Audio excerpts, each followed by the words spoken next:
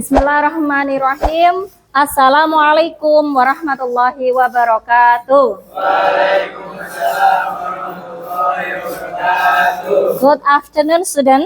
Good afternoon. How are you today? I'm fine. Thank you. Alhamdulillah, I'm great. Thanks. Okay, please, Captain class, let the praying together. Attention please. Yes. Let's pray together began. Abata. A'udzu billahi minasyaitonir rajim. Bismillahirrahmanirrahim. Raditu billahi rabba wa bil islami dina wa bi Muhammadin nabiyyan wa rasula. Rabbi zidni ilma warzuqni fahma. Amin ya rabbal alamin. Okay, thank you. Who is absent today? Thank you, person.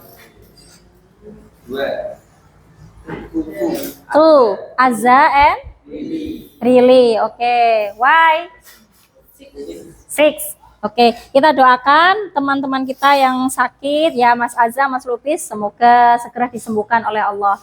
Dan kita di sini akan belajar biologi di hari ini juga disehatkan oleh Allah dan diberikan kemudahan dalam belajar di hari ini. Ya, oke, hari ini kita akan belajar bersama ya tentang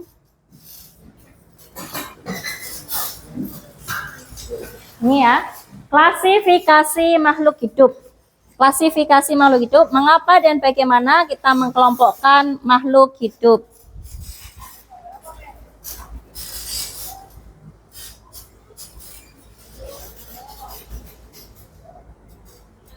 Nah, ini adalah ayat-ayat yang berkaitan tentang klasifikasi makhluk hidup. Kita baca bersama-sama ayat yang pertama. Bismillahirrahmanirrahim.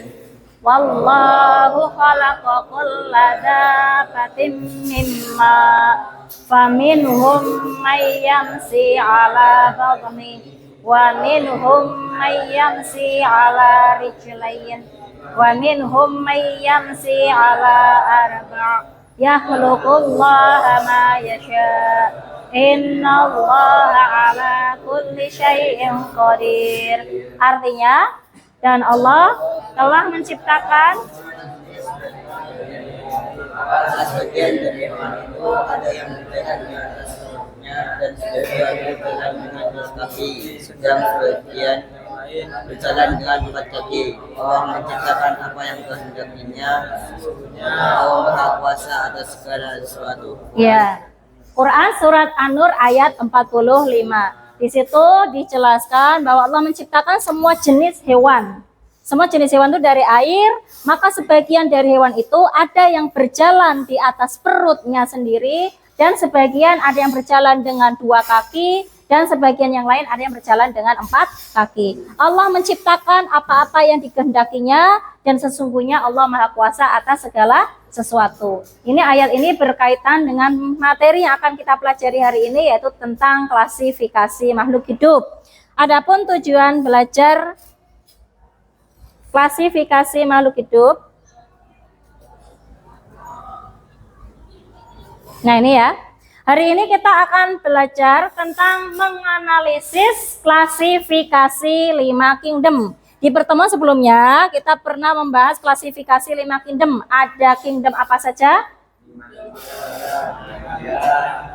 Monera, Protista, Fungi, Plantae, Animalia. Nah, klasifikasi 5 kingdom hari ini kita akan menganalisanya. Karakteristik apa saja yang dimiliki oleh Monera, Protista, Fungi, Plantae, ataupun Animalia. Tapi sebelumnya kita bermain dulu ya.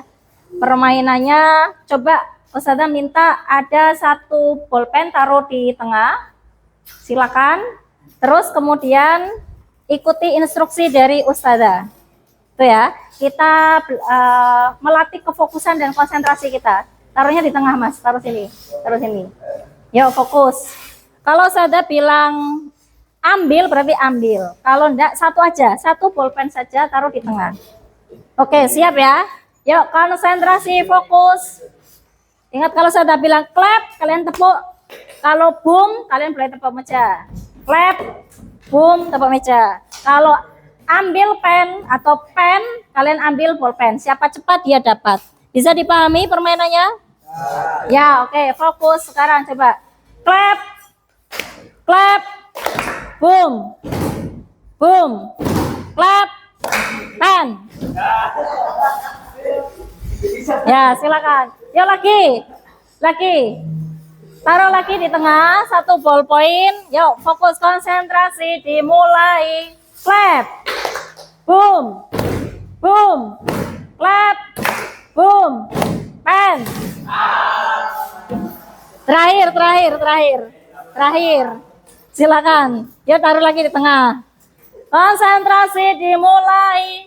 Boom, boom, pen. Ya, oke, tepuk tangan untuk kita semuanya.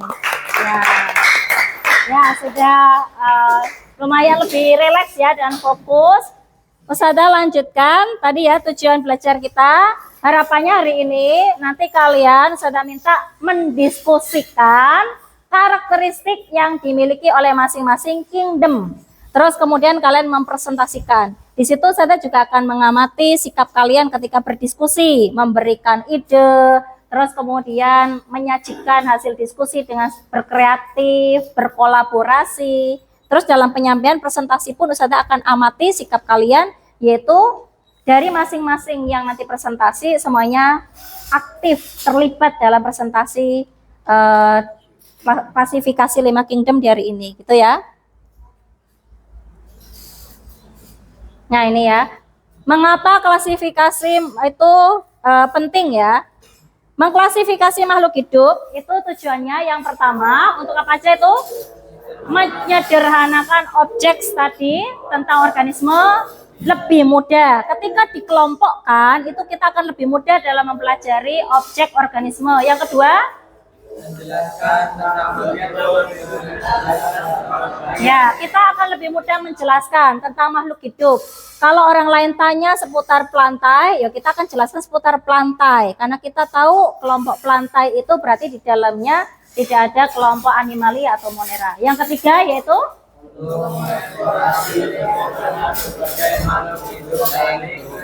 ya, makhluk hidup yang satu dengan yang lain itu ada hubungan kekerabatan, saling berhubungan.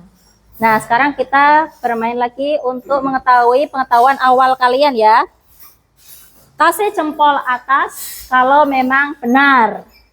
Bawah kalau pernyataan salah. Ustazah punya 3 pernyataan. Kalian kasih tanda jempol kalau benar ke atas, kalau salah ke bawah. Siap, pertanyaan pertama. Semua organisme uniseluler termasuk dalam kingdom Protista. Thumbs up on down. 1, 2, 3. Yuk, tunjukkan jempol kalian.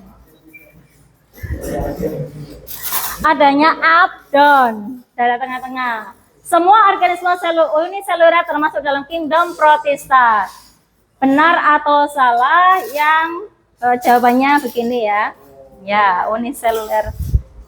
Lanjut, pernyataan berikutnya. Kingdom fungi memiliki cara memperoleh nutrisi sama dengan kingdom plantae. Yuk, thumbs up or down.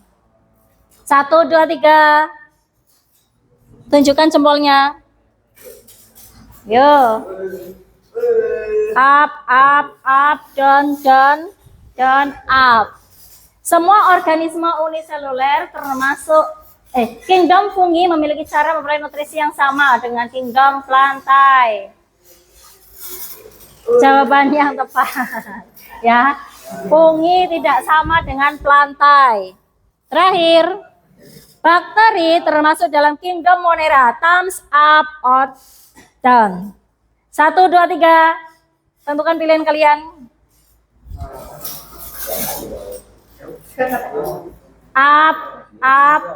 Up or down. Up or down, Pak Ik? Up. Down.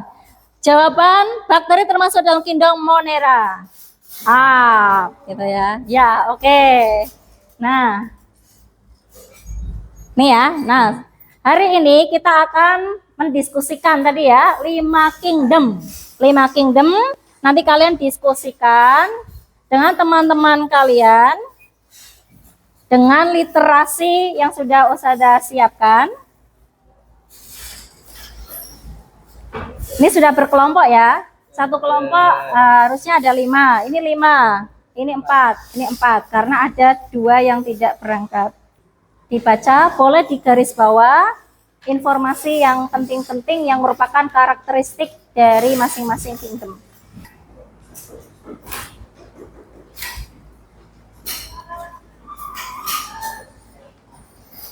Sudah, Mas? Sudah? Jadi nanti yang sudah selesai, nanti bisa kalian mempresentasikan gitu ya. Presentasi berarti maju bersama di depan untuk menyampaikan hasil yang sudah didiskusikan. Dari kelompok lain nanti boleh bertanya atau memberikan pendapatnya yang berbeda ya. Jika ada yang ingin disampaikan, bisa disampaikan. Selama itu bisa memberikan masukan ya buat kelompok yang sudah maju ke depan. Ya, untuk penyajian hasil diskusinya, sekarang kita lanjut ke presentasi ya. Jadi masing-masing kelompok mempresentasikan hasil dari diskusinya. Yuk dimulai dari kelompok Mas ini ya, Mas Adi, Mas Marcel, Mas Rangga, dan Mas Muksid. Assalamualaikum warahmatullahi wabarakatuh.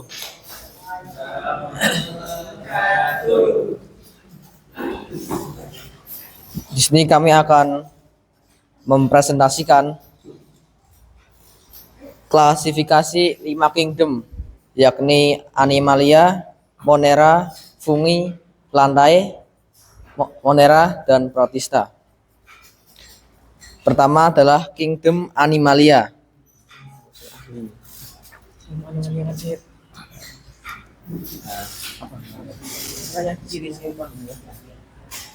Ciri-ciri dari kingdom Animalia adalah dapat bergerak. Terus yang kedua, tidak memiliki dinding sel, karena di dinding sel di kingdom Animalia tidak memiliki fungsi. Terus yang ketiga ada habitat. Hewan Animalia menempati hampir semua habitat. Contohnya air asin, air tawar, mata air panas, dan sebagainya. Yang keempat, sistem organ. Sistem organ di Animalia berperan spesifik yang penting untuk bertahan hidup. Dan yang terakhir, yang kelima, bentuk tubuh. Hewan memiliki sebagian besar bentuk simetris bilateral, simetris radial, dan yang lainnya. Bentuk tubuh ini diadaptasi dengan cara mereka mendapatkan makanan. Selanjutnya adalah kingdom Protista. Kingdom Protista memiliki 5 ciri-ciri. Yang pertama, eukariotik. Mereka adalah organisme eukariotik, yang berarti sel-sel mereka memiliki inti sel yang memisahkan menteri genetik dari sitoplasma. Yang kedua, uniseluler, yang berarti terdiri hanya dari satu sel. Yang ketiga, hidup di beragam lingkungan. Protista dapat ditemukan di darat maupun di air. Yang keempat, reproduksi. Berkembang biak secara aseksual melalui pembelahan sel, pembentukan tunas, atau fragmentasi. Dan yang kelima, fotosintesis dan heterotrof. Fotosintesis seperti alga adalah contoh protista autotrof yang mampu menghasilkan makanan dari energi matahari. Heterotrof harus mencari makanan sendiri seperti protozoom. Selanjutnya adalah kingdom fungi.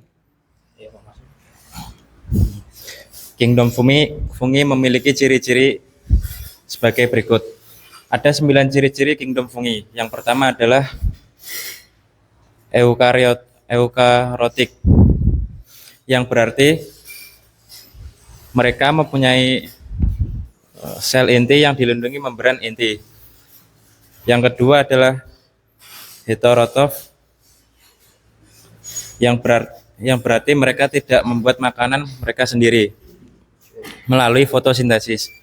Yang ketiga, reproduksi melalui spora, berkembang biak dengan memproduksi dan melepaskan spora yang dapat berkembang menjadi individu baru dalam kondisi yang sesuai. Yang keempat adalah tidak memiliki klorofil. Yang kelima, inti sel yang kecil.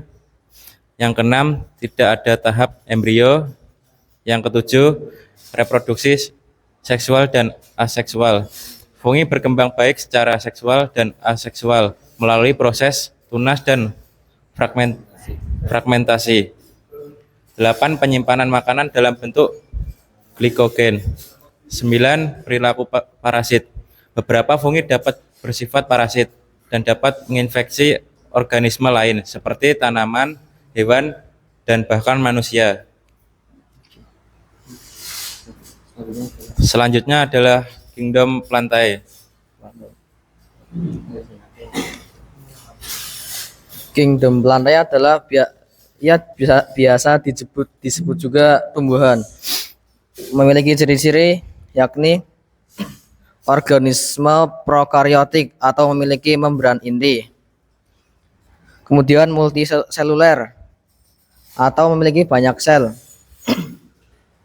Mempunyai dinding sel yang terbuat dari selulosa. Kemudian mempunyai klorofil sehingga bisa berfotosintesis, juga ia autotrof atau bisa menghasilkan makanan sendiri. Kemudian adalah menyimpan cadangan makanan, bereproduksi secara seksual dan aseksual, dan juga dapat mengalami pertukaran generasi. Juga kingdom Plantae dibagi menjadi 3 bagian, yakni ada Bryophyta. Bryophyta ini juga sering disebut dengan lumut. Nah, jenis tanaman lumut ini tidak punya organ sejati seperti daun, akar, dan batang. Habitat lumut juga ada di tempat lembab dan teduh. Juga yang kedua adalah Pteridophyta. Pteridophyta juga sering disebut tanaman paku. Tanaman paku mempunyai spora, dan spora itu digunakan untuk berkembang biak. Yang ketiga adalah spermatophyta. Spermatophyta adalah tumbuhan yang memiliki biji dan memiliki organ sejati seperti akar, batang, dan daun. Nah, spermatophyta dibagi menjadi 2, yakni Gymnospermae dan Angiospermae. Gymnospermae adalah yang memiliki biji terbuka atau biji terletak di luar bakal buah. Contohnya seperti tanaman melinjo, pakis kaji, dan lain-lain. Angiospermae yakni tanaman yang memiliki biji tertutup atau biji tersebut terletak di dalam bakal buah. Contohnya adalah padi dan jambu. Selanjutnya adalah kingdom Monera.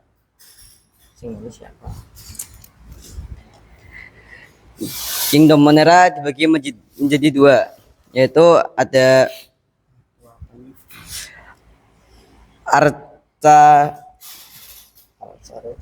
Archaebacteria. Archaebacteria hidup di lingkungan yang ekstrim.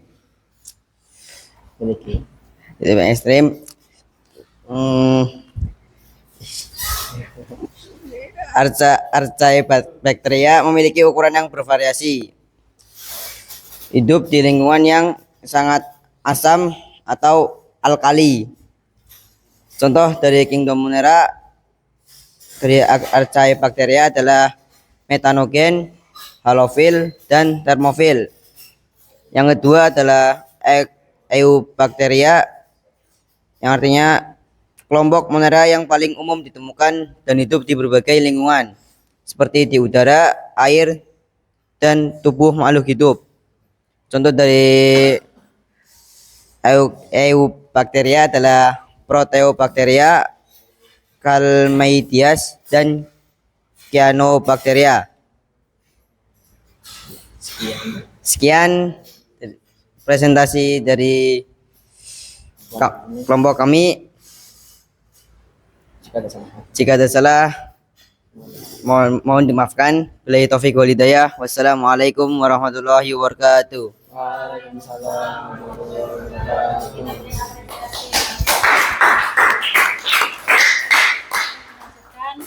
Untuk kelompok berikutnya, silakan. Yuk disampaikan hasil diskusinya.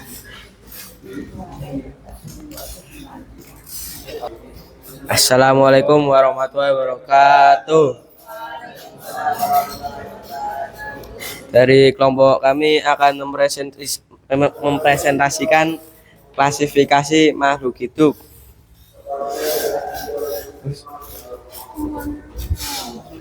Yang pertama Kingdom Animalia. Ciri-ciri Kingdom Animalia yaitu yang pertama dapat bergerak.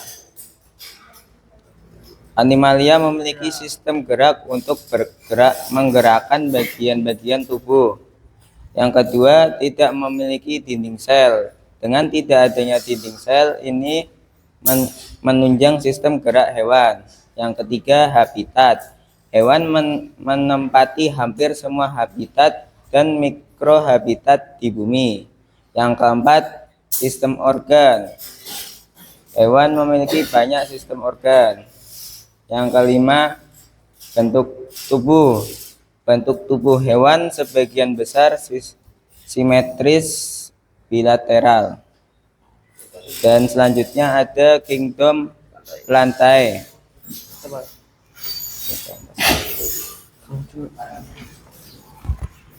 Selanjutnya yaitu Kingdom Plantae. Ciri-ciri Kingdom Plantae. Yang pertama, organisme.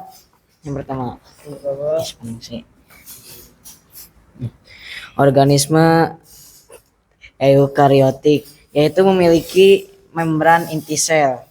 Yang kedua, bersifat multiseluler, yaitu mempunyai banyak sel. Yang ketiga, memiliki dinding sel yang terbuat dari selulosa. Yang keempat, merupakan organisme autotrof, bisa membuat makanan sendiri karena memiliki klorofil yang berfungsi dalam proses fotosintesis. Yang kelima, dapat menyimpan cadangan makanan dalam bentuk amilum atau pati. Yang keenam, memiliki akar yang berfungsi untuk menyerap air dan zat hara lainnya serta memperkokoh tumbuhan. Yang ketujuh,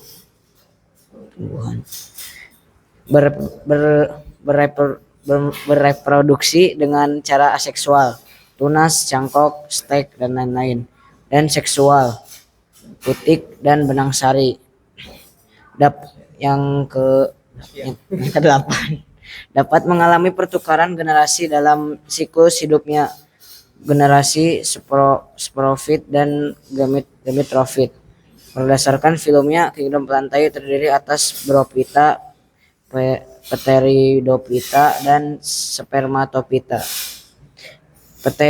Pteridophyta yaitu tumbuhan paku, Bryophyta yaitu tumbuhan lumut, Spermatophyta yaitu tumbuhan yang berbiji. Dan selanjutnya adalah Kingdom Fungi.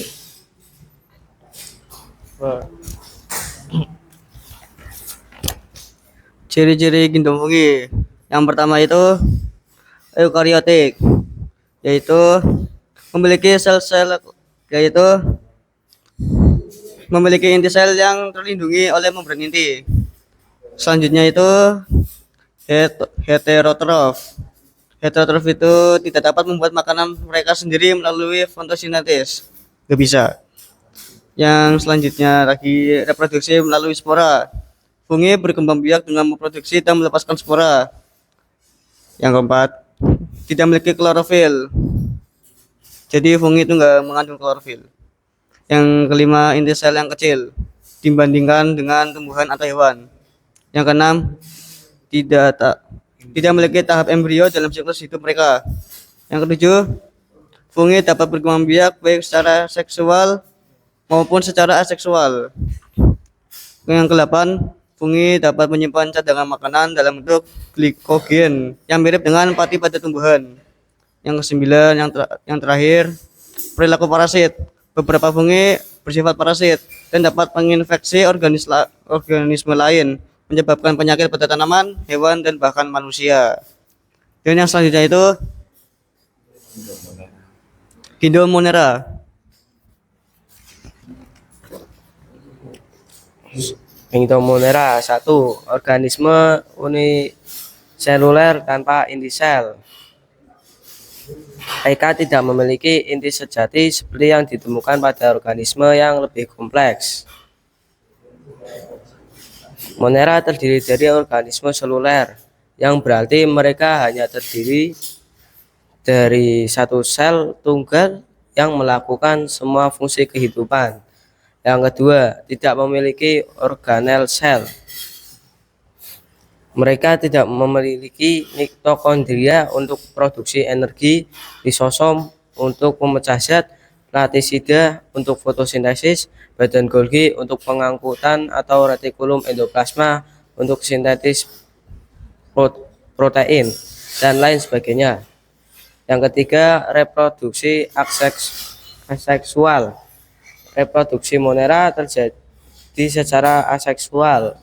Cara yang paling umum adalah dengan pembelahan biner, di mana satu sel membelah menjadi dua sel anak yang identik secara genetik.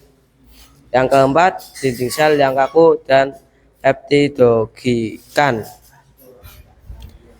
Dinding sel monera memiliki struktur kaku dan terbuat dari suatu senyawa penting yang disebut peptidoglikan.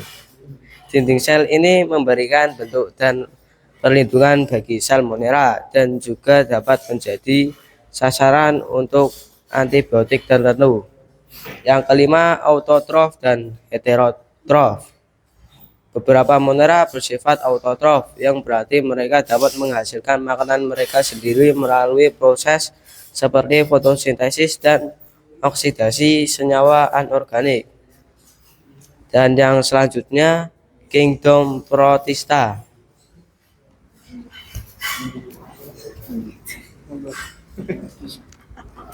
Ciri-ciri kingdom Protista yaitu yang pertama, eukariotik.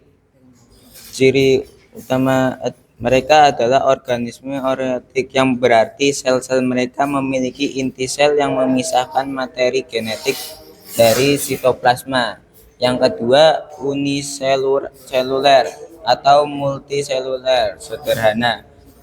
Protista dapat berupa organisasi uniseluler, artinya hanya terdiri dari satu sel seperti amoeba dan paramecium. Yang ketiga, hidup di beragam lingkungan. Protista dapat ditemukan di berbagai lingkungan, baik di darat maupun di air.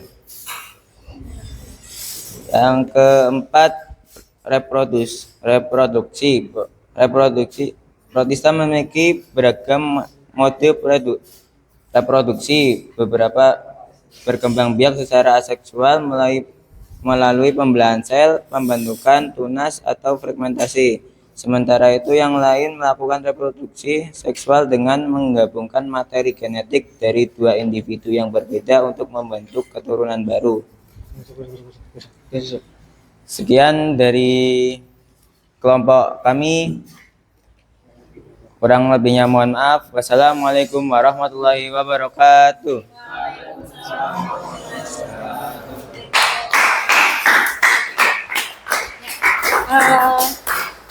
Baik, tadi kelompok 1 dan kelompok 2 sudah mempresentasikan, itu sudah mewakili ya untuk mengetahui tentang klasifikasi 5 kingdom. Untuk kelompok sebelah belum selesai ya Mas, sambil menunggu diselesaikan. Untuk hari ini kita bisa mengambil kesimpulan bersama-sama bahwa klasifikasi 5 kingdom itu ada kingdom apa saja? Monera, Plantae, Fungi, Protista, dan Animalia. Masing-masing dikelompokkan sesuai dengan karakteristiknya. Misalkan saja kingdom yang punya karakteristik uniseluler, yaitu dimiliki oleh kingdom Monera. Protista ada yang uniseluler, ada yang multiseluler. Sedangkan untuk Plantae dan Animalia itu semuanya sudah multiseluler atau bersel banyak dan juga sudah memiliki inti serta membran inti. Oke, untuk pembelajaran klasifikasi 5 kingdom hari ini, Ustazah minta kalian untuk menilai kepemahaman diri kalian di lembar self assessment yang Ustazah bagikan. Silakan tinggal di checklist jika iya. Sudah selesai? Yang selesai, Ustazah juga minta umpan balik ya. Umpan balik itu feedback kira-kira dari kalian, apa yang bisa kalian tuliskan tentang kata-kata hari ini, serta gambarkan perasaan kalian yang bisa menceritakan perasaan kalian setelah belajar terkait klasifikasi 5 kingdom. Bisa digambarkan perasaannya ya, pakai gambar. Mas Adi alhamdulillah lancar. Sama nih Mas Rangga, sangat melelahkan. Fahri Aulia, keep smile. Oke, yuk.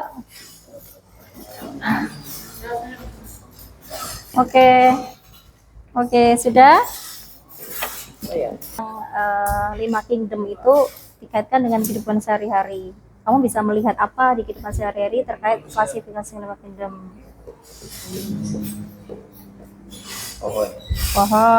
Pohonnya disebutin pohon apa? Terus apa lagi? Apa yang kamu tahu terkait klasifikasi 5 kingdom?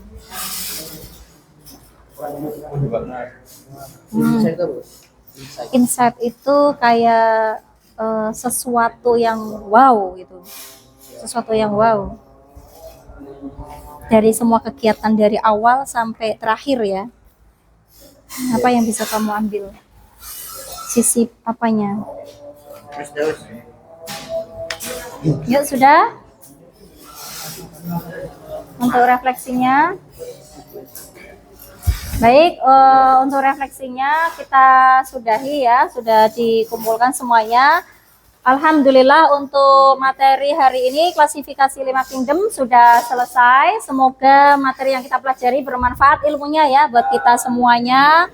Thank you for your attention, and Ustazah mohon maaf apabila ada salah kata atau perbuatan dalam membersamai kalian di belajar hari ini. Kita tutup dengan hamdalah dan doa kafaratul majelis. Alhamdulillahirabbil alamin. Subhanakallahumma wa bihamdika asyhadu an la ilaha illa anta astaghfiruka wa atubu ilaik. Wassalamualaikum warahmatullahi wabarakatuh.